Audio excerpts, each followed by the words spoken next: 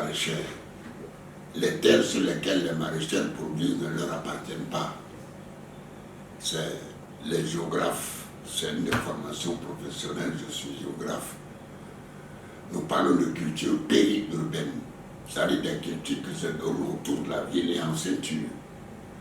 Dans le cas de Korogo, la plupart des maraîchers, c'est dans la zone de Océane, dans la zone de Kassirima, un peu sur l'angle de Tiro, mais beaucoup autour du barrage de la Sonessi.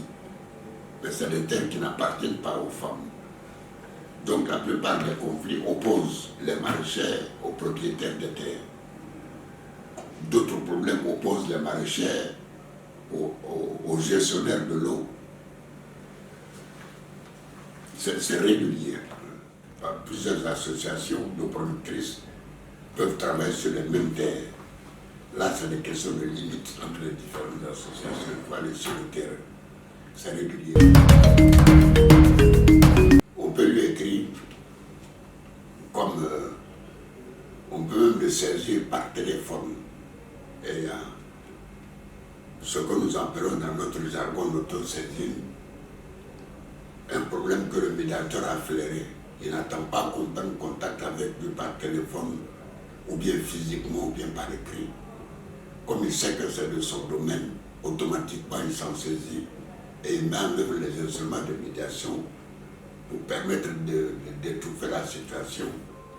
Le médiateur, pour être libre, parce que c'est une grande administration indépendante, le médiateur doit être équidistant de tous les titres, il doit être équidistant de tous les groupes, même sa propre famille. Le médiateur n'a pas de famille, ou bien il a rien, toutes les familles lui appartiennent. Il n'a pas de religion, toutes les religions lui appartiennent. Donc les élus, quand vous approchez trop d'eux, il faut que le médiateur ne soit inféodé à une cause politique. Ce qui le rendrait dépendant des choix de cette cause politique, dont naturellement il défendrait les intérêts des acteurs, les membres. Donc le médiateur n'a que lui-même pour régler ses problèmes.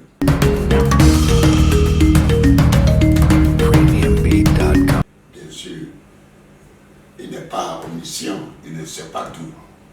Il y a des moments, le médiateur peut faire appel pour la compréhension de certaines causes à des structures.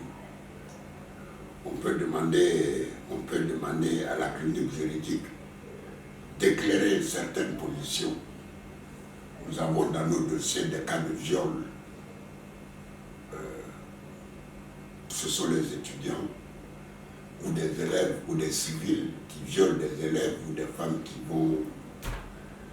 On a des cas de meurtre, on a des cas d'abus dans la gestion des droits de l'homme. Donc on peut demander à la clinique juridique, par exemple, de donner une formation, dans certains cas, à des populations cibles pour leur permettre de se définir, de s'identifier par rapport à certaines causes. Donc le médiateur est en même temps un éducateur. Quand il règle les problèmes, il donne l'information qui permet d'éviter une répétition de ce dont on vient de trouver une solution. Le médiateur est un agent de développement. Quand vous réussissez à régler un contentieux entre deux groupes, entre deux communautés, il faut mettre entre elles un investissement pour leur apprendre à vivre ensemble à nouveau. Donc il y a une ouverture de l'action du médiateur sur le fonctionnement sociétal qui permet qu'à court terme, si les options du médiateur sont bien comprises, à court terme, il peut se tourner les doigts. Parce que beaucoup aura été fait pour sauver la qualité de la cohésion sociale. Juste dire que ceux avec qui je travaille ce matin sont pour certains installés à Korogo et pour les autres venus d'ailleurs, nous dire des choses que nous savons peut-être déjà, mais desquelles nous nous servons mal. Donc on leur dit merci pour être venus volontairement réveiller nos consciences, pour que ces consciences puissent intégrer les éléments nouveaux qu'on leur apporte et qu'ensemble, on puisse arriver à la cohésion sociale et la paix, sans laquelle rien n'est possible.